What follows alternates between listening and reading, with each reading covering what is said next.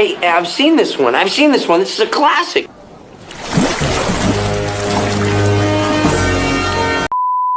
நம்ம இன்னைக்கு இந்த வீடியோ என்ன பார்க்க போகிறோம்னா top 5 90s best trilogy movies. அதாவது நம்ம சின்ன வயசில் அதாவது 90ஸ்ல வந்து ஏகப்பட்ட ட்ரையாலஜி மூவிஸ் வச்சிருக்கும். ஸோ அந்த மூவிஸில் வந்து ஏகப்பட்ட கதையை திரிக்கிறது அந்த மாதிரி விஷயங்கள்லாம் தாண்டி நம்மளோட மெமரிஸை த்ரூ அண்ட் த்ரூ கிரியேட் பண்ணியிருக்கும். அதாவது அந்த படத்தை இப்போ பார்த்தா கூட இந்த படத்தை நம்ம ஃபஸ்ட் டைம் பார்க்கும்போது அந்த வயசில் அப்படி இருந்தோம், அந்த மாதிரியான ஒரு மெமரிஸ் இருக்குன்னு சொல்லிட்டு ஒரு மெமரபிளான மெமரிஸ் இருக்கும் தெரியுமா.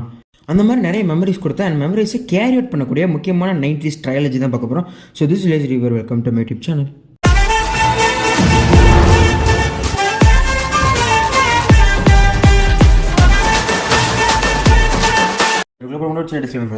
இந்த டாப் 5 லிஸ்ட் இருக்க மொத்த பொசிஷனுமே எனக்கு எப்படி பிடிச்சிருக்கு அப்படிங்கிறத என்னோட பர்சனல் ஃபேவரட்டை தாண்டி என்னோட மெமரிஸ் கேரி பண்ண இல்லையா. ஸோ அதை கணக்கில் எடுத்து தான் அந்த டாப் 5 லிஸ்ட் வச்சிருக்கேன். மற்றபடி எந்த ஒரு இன்டென்ஷன் கிடையாது. ஸோ இப்போ வீடியோக்குள்ள போயிடலாமா. 5th பிளேஸ்ல வச்சிருக்குது back to the future trilogy. So நான் சிம்பிளாக சொன்னால் பேக் டு தி ஃபியூச்சர் பார்க்காத 90s கிட்டே கிடையாது, அதை பார்க்காதவன் 90s கிட்டே கிடையாது அப்படின்னு சொல்கிற அளவுக்கு ஒரு அப்படி ஒரு பின்னி பிணைஞ்ச இதுதான் பேக் டு தி ஃபியூச்சர் சொல்லுவாங்க. ஸோ அந்த பேக் டு தி ஃபியூச்சர் வந்து ஒரு ட்ரைலர் ரிலீஸ் இருக்கும், 3 படம் ரிலீஸ் இருக்கும். கிட்டத்தட்ட ஷார்ட் டைம் ஆஃப் பீரியட் தான், கிட்டத்தட்ட ஒரு 10 வருஷத்துக்குள்ள 3 படம் வந்திருக்கும் அப்படிங்கிற மாதிரி சொல்லலாம். 1985 அண்ட் 1989 அப்புறம் 1919 சொல்லி ஒரு 5-6 வருஷத்துக்குள்ளே இதோட 3 படத்தை கொடுத்து முடிச்சிருப்பாங்க. ஸோ 3 படத்தோட கான்செப்ட் டிஃப்ரெண்டாக இருக்கும். ஸோ அப்போ பார்க்கும்போது இந்த டைம் ட்ராவல்ங்கிற ரொம்ப ஒரு விஷயம் ரொம்ப புதுசாகவே இருந்திருக்கும்.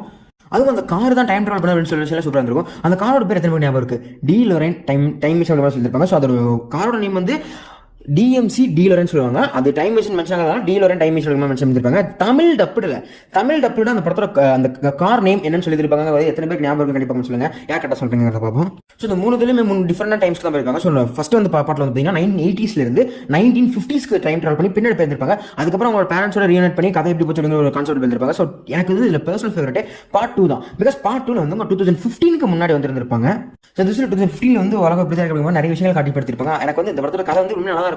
லைக் பார்ட் 1 ஒருத்தர் சேவ் பண்ணிருப்பாங்க. ஸோ அவன் அதை பேஸ் பண்ணி ஒரு சீக்கிரமான மூவியாக கண்டிப்பாக கதை கண்டினியூஷன் இருக்கும். பட் அதை தாண்டி எனக்கு இந்த படம் பிடிச்ச முக்கியமான காரணமே 2015 உலகம் எப்படி தான் இருக்குன்னு சொல்லிட்டு அப்போ இருந்து ஒரு அசம்ஷன் வச்சு வச்சிருப்பாங்க. ஸோ ரீசன்லி 2018-19 பார்த்தீங்கன்னா அந்த வீடியோஸ்லாம் போட்டு எங்க 2024 கார்ஸ்லாம் எப்படி தான் இருக்கும் போடுவாங்க. இப்போ கூட பார்த்தீங்கன்னா நிறைய யூடியூப் சேனல்ஸ்ல 2028 or 30 பறக்கும் கார் கண்டுபிடிச்சாங்க, கார்லேயே நம்ம பறந்து போகலாம் அப்படிங்கிற மாதிரி ஏகப்பட்ட வீடியோஸ் போயிட்டு இருக்கல. ஸோ அந்த மாதிரி ஏகப்பட்ட விஷயங்கள் அது நடக்குமா நடக்காது ரெண்டாவது விஷயம். பட் ஆனால் அப்படிலாம் யோசிச்சு பண்றாங்க, அதை பார்க்கும்போது ஒரு இன்ட்ரெஸ்டிங்கான ஃபேக்ட்ஸ் இருக்குல்ல. ஸோ அந்த மாதிரி இந்த படத்தை பார்க்கும்போது ஒரு மெயின்லேருந்து வாய்ப்புலேருந்து பார்த்த சீக்வன்ஸ்ல கண்டிப்பாக ஞாபகம் வந்துருக்கும். ஸோ அதனால என்னோட பர்சனல் இதில் இருந்தாலும் கூட இது ஒரு நல்ல பாட்டா. பட் இருந்தாலும் என்ன பொறுத்த வரைக்கும் இதுக்கு மேலே கூடியது எல்லாமே என்னோட பர்சனல் ஃபேவரட்டா இருக்கிறதுனால இதை 5th பிளேஸ் வச்சிருக்கேன்.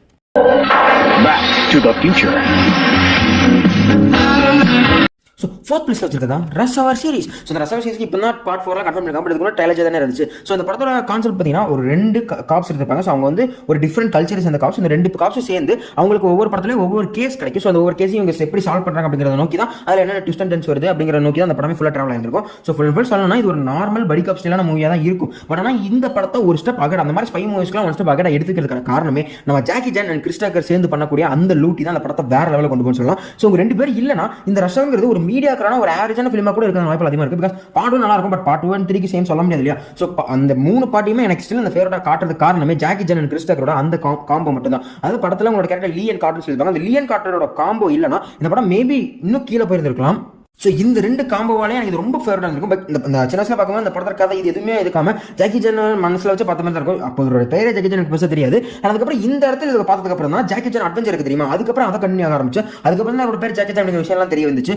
ஸோ இந்த ரெஸ்ட் நான் பார்த்ததுக்கு அப்புறம் தான் அந்த ஜாக்கி சான் அட்வென்ச்சர் அப்படிங்கிற ஒரு சீரிஸை நான் பார்க்க ஆரம்பிச்சேன். ரொம்ப லேட்டரா அந்த அளவுக்கு ஒன் ஆஃப் த பெஸ்ட் மூவின்னு சொல்லிட்டு போகிறோம். பிகாஸ் இது நம்ம ஹோல்சம் மெமரிஸ் நிறைய இருந்திருக்கு. நான் மட்டும் இல்லாமல் என்னோட ஃபேமிலியில் அந்த மாமா போய் அத்தை அந்த மாதிரி இருப்பாங்க தெரியுமா, அவங்களாம் சேர்ந்து உட்காந்து ரசிச்சு பார்த்து ஒன் ஆஃப் த ஃபிலிம்னு சொல்லிடலாம். இது அந்த அளவுக்கு எனக்கு ஒரு பர்சனல் ஃபேவரட்டாக இந்த படம் வச்சிருக்கும். பட் சில இடங்கள் கொஞ்சம் டிஸ்கஸ்டிங்காக இருந்தாலும் ஓவராலாக பார்க்கும்போது எனக்கு உண்மையாக பர்சனல் ஃபேவரட்டாக வச்சிருக்கும். மிஸ் பண்ணிங்கன்னா கண்டிப்பாக செக் பண்ணி பாருங்க. கதை என்னதான் இருந்தாலுமே கூட ஜாக்கி சான் கிறிஸ் டக்கர் 2 பேரும் சேர்ந்து இந்த லூட்டி கண்டிப்பாக உங்களுக்கு ஃபுல் படத்தையும் பார்க்க வச்சிரும். கண்டிப்பாக செக் பண்ணி பாருங்க. பார்ட் 4 அடுத்த வருஷம் மே மாதம் வரப்போகுது. Rush Hour. We can hang my crib. I will show you. So 3rd பிளேஸ்ல இருக்கிறது கண்டிப்பாக நிறைய கேள்வி வரலாம். ஏன்னா இதை 3rd பிளேஸ்ல வச்சிருக்கியா யாரும் நிறைய மாதிரி கேள்விகளும் வரலாம். அதான் ஜுராசிக் பார்க் ஃப்ரான்ச்சைஸ் தான் நான் 3rd பிளேஸ்ல வச்சிருக்கேன். ஸோ ஜுராசிக் பார்க் ஃப்ரான்ச்சைஸ் எதுக்கு 3rd பிளேஸ்ல வச்சிருக்கேன்னா அதனால நான் பின்னாடி சொல்கிறேன். ஸோ ஜுராசிக் பார்க் கிட்ட வரணும்னா it's a classic movie. So சைல்ட்ஹுட்ல என்ன சொல்லி எது ஞாபகம் இல்லையோ முதல்ல மூவிஸ்னா ஜுராசிக் பார்க் தான் ஞாபகம் வரும். அந்த அளவுக்கு ஒரு ஃபேவரட்டான பர்சனல் ஃபேவரட்டான ஒரு ஃப்ரான்ச்சைஸ் இருக்கும். அண்ட் நிறைய மெமரிஸை கேரி அவுட் பண்ண ஒரு ஃப்ரான்ச்சைஸாகவும் இருக்கும். பிகாஸ் அந்த அளவுக்கு இது ஒரு பியூர் மேஜிக்காக தான் அமைஞ்சிருக்கும். ஸோ இதை பற்றி நான் பெருசாக எக்ஸ்பிளைன் பண்ண விஷயம் இல்லை. ஸோ எதனால இதை 3rd பிளேஸ் வச்சிருக்கேன்னு சொல்லணும்னா இது வேற என்ன பார்ட் 2 அண்ட் பார்ட் 3க்கு ஒரே ஒரே ரீசன் தான், பிகாஸ் பார்ட் 1 அவ்வளோ பெரிய ஒரு லெகசி கிரியேட் போயிடுச்சு. ஸோ பார்ட் 1 பார்ட் 3 அதோட பாதியை கூட ஃபுல்ஃபில் பண்ணல அப்படின்னு சொல்லிட்டு போயிடலாம். ஸோ அந்தளவுக்கு மோசமாக தான் இருந்துச்சு. ஸோ ஈவன் அந்த டேரக்டர் ஸ்டீவன் ஸ்பீல்பர்க் இருந்துக்கூடிய சமயத்திலுமே கூட அதோட லெகசி கண்டிப்பாக கிரியேட் பண்ண முடியல. பட் ஸ்டில் ஜுராசிக் பார்க் 1ஓட லெகசியை எந்த ஒரு மூவியாலும் கிரியேட் பண்ண முடியல. பிகாஸ் ஜுராசிக் வேர்ல்டுன்னு சொல்லி அதை ரீபூட் பண்ணும்போது கூட இந்த அளவுக்கு அதோட லெகசி வரல. அதே சமயத்தில் இனிமேல் வரக்கூட ஜுராசிக் ரீபத் கொடுக்குறாங்க, அப்புறம் ஜுராசிக் கேலக்ஸி, ஜுராசிக் மெட்ரோன்னு சொல்லி என்ன கிரியேட் பண்ணாலும் இந்த லெகசியை ஒட்டக்கவே முடியாது. அந்த அளவுக்கு ஒரு பர்சனல் ஃபேவரட் லெகசியாக இருக்கும். அண்ட் இப்பயுமே கூட இது ஒரு 2.5 மணி நேரம் மூவி, போரே அடிக்காது, திரும்ப கூட பார்க்கலாம். அண்ட் இப்போ எனக்கு போர் அடிச்சு பார்க்குறதுக்கு எந்த ஒரு மூவியாக இருந்தாலும் இந்த வாட்ச் லிஸ்ட் இந்த மூவி தான் போட்டு வச்சிருக்கேன். ஒரு 2 மணி நேரம் டைம் போகிறது தெரியாத அதை பற்றி பார்த்து முடிச்சிருவேன். அவ்வளோ பர்சனல் ஃபேவரட்டாகவும் இருக்கும், அந்த அளவுக்கு ஒரு பெட்டர் மூவியாகவும் இருக்கும். ஸோ அதனால நான் அந்த தேர்ட் பிளேஸ் இருக்கேன். பட் ஸ்டில் பார்ட் 1, 3 தான் இதை நான் தேர்ட் பிளேஸில் வச்சிருக்கேன்.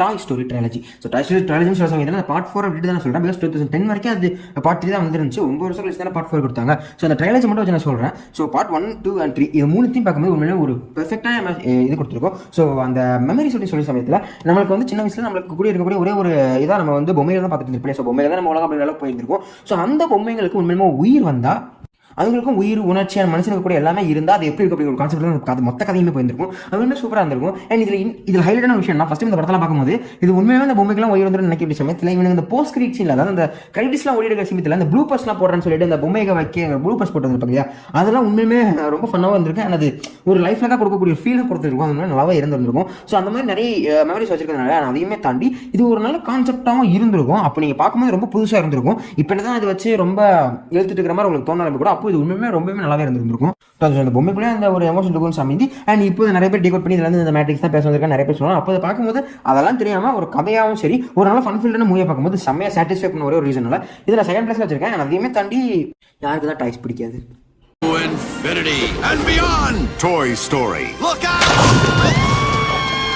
ஃபர்ஸ்ட் பிளேஸில் வச்சிருக்குது. இந்த சேனலை நீங்கள் ஃபர்ஸ்ட்லேயே ஃபாலோ பண்ணிக்கிறீங்கன்னா நான் யார் ஃபேனுங்க உங்களுக்கு தெரிஞ்சிருக்குன்னா இங்கே யாரை வைக்க போகிறாங்க உங்களுக்கு நல்லாவே தெரிஞ்சிருக்கும். அதுதான் pirates of the Caribbean trilogy. நான் ஏன் பார்ட் 4, 5 விடுறேங்கிறதுக்கு ரீசன் சொல்ல வேண்டிய அவசியம் இல்லை. பிகாஸ் பார்ட் 1, 2, 3 அவ்வளோ தரமாக இருந்திருக்கும். பார்ட் 4 அந்தளவுக்கு இருந்திருக்காது. பார்ட் 5 எனக்கு பிடிக்கும். But comparing to the 3 movie அவ்வளோ நல்லா இருக்காது. ஸோ அதனால் அதை கட் பண்ணிட்டு இந்த ட்ரைலஜி மட்டும் நான் சொல்கிறேன். பட் ஆனால் என்னோட இது எக்ஸ்பீரியன்ஸ் சொல்லணும்னா என்னோட first Hollywood theatre experience movie it's pirates of the Caribbean dead men tell no tales 2007 release ஆன அந்த மூவி தான் என்னோட first theatre experience movie of Hollywood movie. So நான் ஃபஸ்ட்டு தேட்டரில் பார்த்து ஹாலிவுட் மூவி அதுதான். ஸோ அந்தளவுக்கு அந்த கேரக்டர் எனக்கு ரொம்ப பிடிக்கும். அண்ட் பர்சனல் ஃபேவரட்னு கூட இனிமேல் அவரோட பாப் எல்லாமே நிறைய வீட்டில் வச்சு தான் இருக்கேன். அவரோட ட்ரைஸும் வச்சு தான் இருக்கேன். அந்த ஃபேவரட் பிகாஸ் இந்த படம் இந்த அளவுக்கு ஃபேவரட்டாக அமைகிறதுக்கான காரணம் ஒரே ஒரு மனுஷன் தான். நம்ம ஜான் டெப் ப்ளே பண்ண Jack Sparrow, sorry captain Jack Sparrow, அந்த ஒரு கேரக்டருக்காக தான் இந்த ஃப்ரான்ச்சைஸ் இவ்வளோ தூரம் பார்த்துருக்கேன். பைரட்ஸ் ஆஃப் தி கரீபியன் அதாவது இந்த பார்ட் 4 and 5 ஸ்டில் நல்லா இல்லைனாலுமே கூட அது அந்தளவுக்கு ஓடுறது நான் அதை விரும்பி பார்த்ததுக்கான ஒரே ஒரு ரீசன் கேப்டன் ஜாக் ஸ்பேரோங்கிற கேரக்டருக்காக மட்டும்தான். இப்போ அவரே இல்லாமல் டிஸ்னி ஒரு படம் எடுத்துகிட்டு வரேன்னு சொல்லிட்டு இருக்கான்.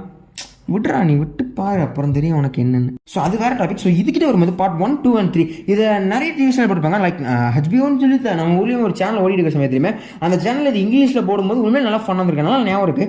பார்ட் 4 பார்க்கும்போதெல்லாம் உண்மையுமே நான் சின்ன வயசில் பார்க்கும்போது நல்லா என்ஜாய் பண்ணி பார்த்துருந்தேன் பார்ட் 4. பட் வளர்ந்ததுக்கப்புறம் இப்போ பார்க்கும்போது அந்த படம் சத்தியமாக எனக்கு பிடிக்கல. பட் எக்ஸப்ட் அந்த ஜாக் ஸ்பேரோ கேரக்டர் தவிர மற்ற எதுவுமே அந்த படத்தில் எனக்கு பிடிக்காத மாதிரி அமைஞ்சிருந்துச்சு. பட் சின்ன வயசில் அதை அவ்வளோ என்ஜாய் பண்ணி பார்த்துருந்தேன். ஸோ அந்தளவுக்கு இந்த படம் என்னோட பர்சனல் கனெக்டாக இருந்துச்சு. அண்ட் இந்த படத்தை பார்க்கும்போது நிறைய மெமரிஸும் இந்த படம் கேரி அவுட் பண்ணதான் செய்யுது. அண்ட் முக்கியமாக கேப்டன் ஜாக் ஸ்பேரோ அதை சொல்லி அதை எக்ஸ்பிளைன் பண்ண முடியாது. அந்தளவுக்கு ஒரு மிகப்பெரிய ஒரு லெஜெண்டரி கேரக்டர். அது அவ்வளோ சூப்பராக நம்ம ஜானி டெப் அதை கேரி அவுட் பண்ணி செம்ம பேக்கை நம்மளுக்கு டெலிவரும் பண்ணியிருப்பாரு. ஸோ அவ்வளோ சூப்பராக இருந்திருக்கும். ஸோ இவ்வளோ தான் நான் படத்தை பாராட்டுறேன்னா எனக்கு இந்த கேப்டன் ஜாக் ஸ்பேரோ ஒரு கேரக்டர் ரொம்ப ரொம்ப பிடிச்சிருந்திருக்கும். பட் இவர் அந்த படத்தில் ஹீரோ கூட கிடையாது, ஒரு சைடு ஆக்டர் தான். இருந்தாலுமே கூட அந்த கேரக்டர் அவ்வளோ பிடிக்குதுன்னா இதுக்கு மேலே நான் என்ன சொல்லணும். என்னோட அந்த ஃபேவரட்டாக இருக்கக்கூடியது pirates of the Caribbean. So childhood அப்படிங்கிற ஒரு விஷயம் வர சமயத்தில் மூவிஸ்னு வந்துட்டா பைரட்ஸ் ஆஃப் தி கரீபியன் அதாவது அனிமேஷன் அப்படிங்கிற ஒரு சமயத்தில் எப்படி பென்டன் அண்ட் இந்த ஜாக்கி சான் அட்வென்ச்சர் டாப்பில் இருக்கும் அந்த மாதிரி மூவி சைடு அப்படின்னு வந்துட்டா பைரட்ஸ் ஆஃப் தி கரீபியன் டாப்பில் தான் வச்சுருப்பேன். அந்தளவுக்கு எனக்கு அந்த மூவிஸ்லாம் ரொம்பவே பிடிக்கும்.